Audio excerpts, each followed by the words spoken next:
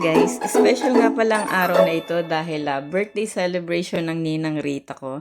So 60th birthday celebration ng Ninang Rita Landicho at siya ay senior citizen niya.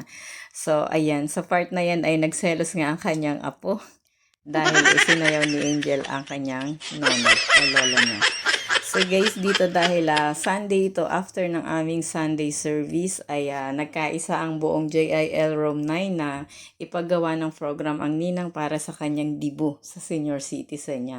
So yan, salamat sa lahat ng effort at tulong ng buong Room 9 dahil mula sa pagpiprepare ng mga pagkain na niluto, shoutout sa lahat ng aming mga tagaluto. Kuya Noel, Daddy, lahat ng mga nagluto. Ayan, sabi nga ng ninang dyan sa vlog, happy birthday to me guys. So ayan, ini-invite kayo na kumain. Dumating si Marlex at ang kanyang mga anak, ang kanyang bisita si Kuya Noel Aragonto, si Ate Jo at ang kanyang mga besties. Kompleto silang lahat dyan.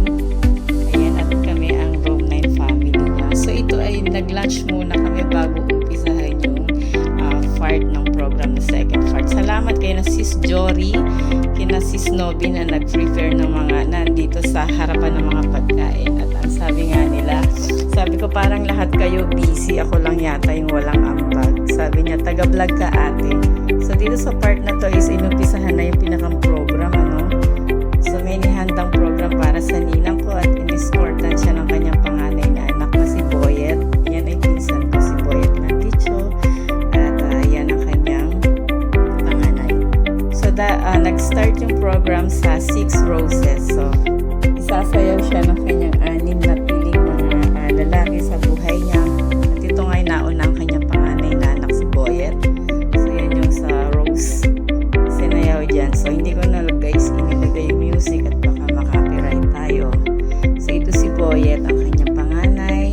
Siya yung unang rose. Yan, shout out sis Ana, ang aming masipag na event coordinator. So yan guys. At nandyan ang Tito Tony. Shoutout Tito Tony, ang aking tiyuhin niya, asawa ng Mama Mia. So kapatid ng nanay ko. At ayan na nga. Sa part na yan, nagselo si Axel, ang kanyang apo. At nakita niya kasing isinayaw ni Angel, ang kanyang lola. So ayan. Anak ni Dayan. Ito naman si Riley. Ang anak niya, ang kanyang apo kay Boyet at kay Lisa.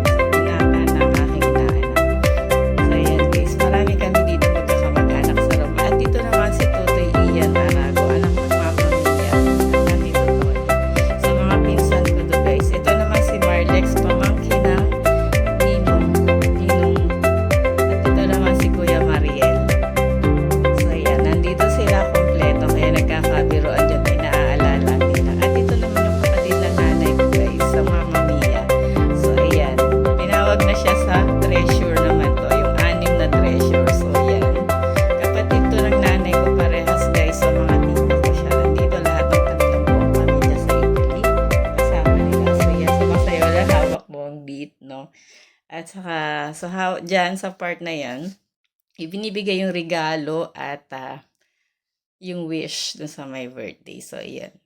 So, para nagkakabiruan pa na titulo nga yung ibibigay. Yay! Ang wish niya daw sa ninang ay happiness. And so, ayan guys, sa part na yan is nainip na ako at inintay ko na matawag yung pangalan ko dahil may pupuntahan ako after nitong program. So, hindi ko talaga to natapos actually dahil meron akong appointment ng 4 p.m. So, pupunta kasi ako sa client ko na kumuha sa akin ng Kaiser. So, ayan. So, ito ay 6 treasure pa rin. At ang kasunod naman nito ay sina Ate Jo, ang kanyang best friend. Ayan guys. Napakatagal na niya yung friend. Simula nang dumating ako dito sa Italy, kaibigan na niya yan. At present yan sa lahat ng events ng pamilya. Sa kasal, sa birthday, ninang yan, magkumari na yan, dalawang yan. So yan, binigay niya yung gift. And guys, ayan, hanggang dito na lang yung inabot ko at ako'y